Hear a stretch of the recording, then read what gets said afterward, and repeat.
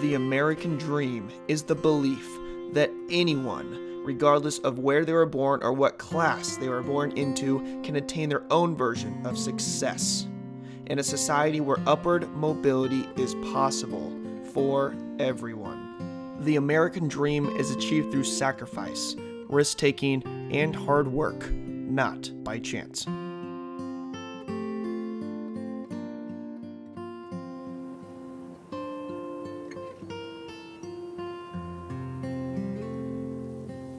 This was once part of what they called the Great American Desert. They said it was uninhabitable, that no one could succeed and prosper there, implying that the reach of the American dream did not extend to that remote land. They were wrong. It had been 42 years since President Lincoln signed the Homestead Act into law, yet 37 counties in northwest Nebraska remained unsettled. Knowing very well the hardships the settlers faced, Moses Kincaid, a congressman from Nebraska, introduced an amendment to the Homestead Act, signed into law in 1904 by President Teddy Roosevelt, which increased the amount of land one could claim in those 37 Nebraska counties. The Kincaid Act simply said that in certain counties in Nebraska, that you could increase the number of acres from 160 to up to, I think, as much as 640, which is a section or square mile. But even that, when you get into some areas in those counties that he specified, Moses Kincaid specified, it still wasn't enough. Because the land was not the least bit hospitable, it was sand, you know. So they had a tough go right off the bat. A lot of the sandhills were controlled by cattle barons who were illegally fencing lands. And after the U.S. government broke up these big, large ranches, that became the area where the DeWitty residents settled. In 1907, Charles Meehan, who grew up in Canada and whose parents were Irish, was farming near Overton, Nebraska. His wife, Hester Meehan, was also from Canada and was black. Attracted to the idea of owning an entire square mile of land, the Meehans decided to uproot their growing family and led a small group of black settlers by wagon train about 150 miles to the northwest and put down his stake, about 10 miles northwest of Brownlee, a small village established by Danish settlers. The colony leaders picked the site, and why they picked it, probably more than anything else, had the fact that it was free land. Probably was what they were looking at more than anything else. So they picked it, and then they got the colony together and sort of brought the colony out as a fait accompli. This is where we're going to be. I think it was primarily the acquisition of land, because while there was a lot of land in Canada, they lacked some of the opportunity for ownership that they were able to get after the Civil War in the U.S. In the Nebraska Sandhills, the settlers encountered both beauty and an unforgiving climate. They are literally sand dunes covered by grass and a thin layer of topsoil. The average rainfall in the area subject to the Kincaid Act gets roughly 17 inches of rain per year. The wind blows relentlessly, essentially unimpeded by anything but the vast expanse of grass covering the ancient sand dunes. The temperature extremes range from more than 20 below zero in the winter to well above 100 degrees in the summer. Everything was against them. The climate was against them. The land was against them. It can be rough, but they knew that. I mean, these people were tough hombres. They'd survived a lot of things. And so they could handle that. Part of the climate is the fact we didn't have irrigation. We had land that was barely tillable. These people were not ranchers for the most part. They were farmers.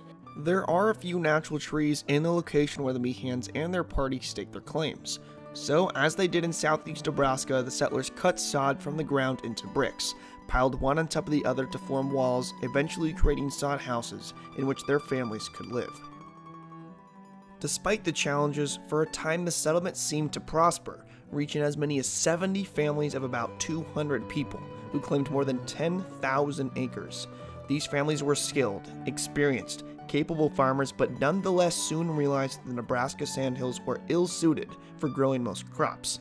Once the grass, which stabilized the sand, was plowed, the exposed sand would blow with the wind, exposing the roots of the crops and using up the little nutrients that were there. Although the land is well suited for cattle ranching, the settlers realized that a square mile was not nearly enough land to successfully raise enough cattle to drive much profit. So many residents either experimented with different ways to make a living off the land or took jobs with local ranchers as hired help to supplement their incomes.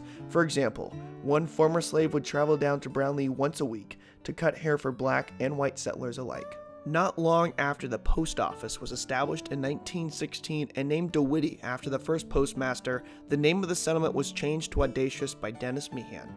Kind of makes a statement that this was sort of a wild and crazy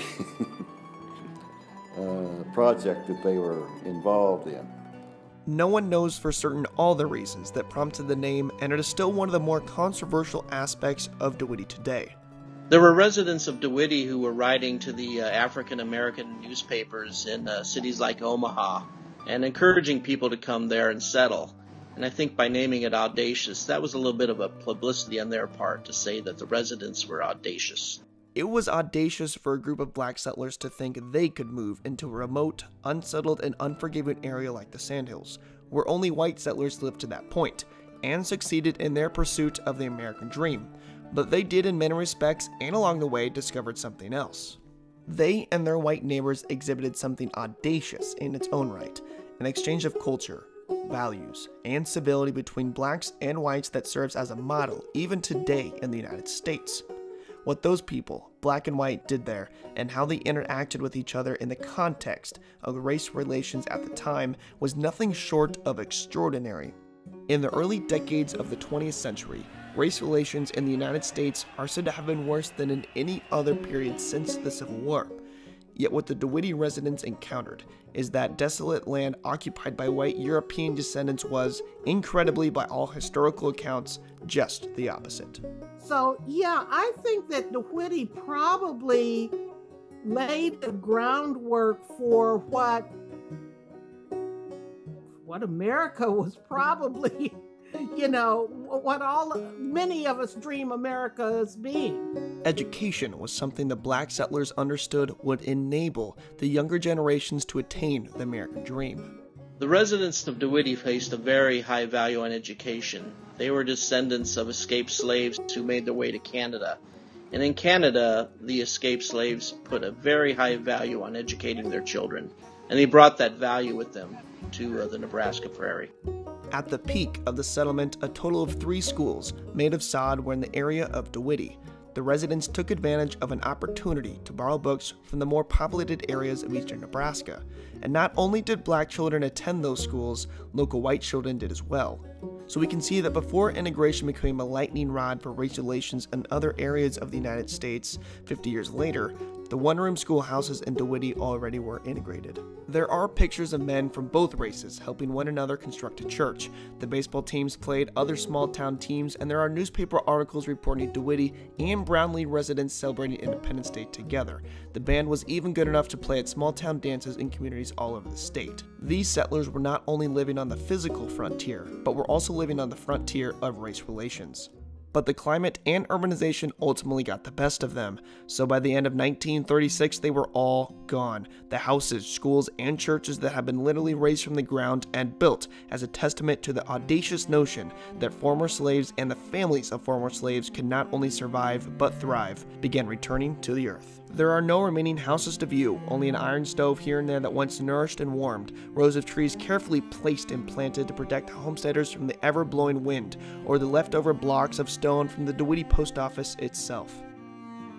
But it was not a failure that they left. It was a success that they came, and while there, instilled in the next generation the character, values, and work ethic sculpted by the biting, blowing sand that persisted long after the sod houses returned to the earth. Their children and grandchildren, whose educational roots took hold within the walls made of dirt, went on to become professionals and highly successful people, proving that the DeWitty settlers attained the American dream. In many respects, they and their white neighbors set a standard for race relations that is met all too infrequently even today. They didn't just tolerate each other, living separate, segregated existences, but rather they appear to have lived side by side with each other, sharing the experience of survival in a harsh land, such that they grew to know and understand each other as humans. So yes, DeWitty was an audacious endeavor. It was an American endeavor.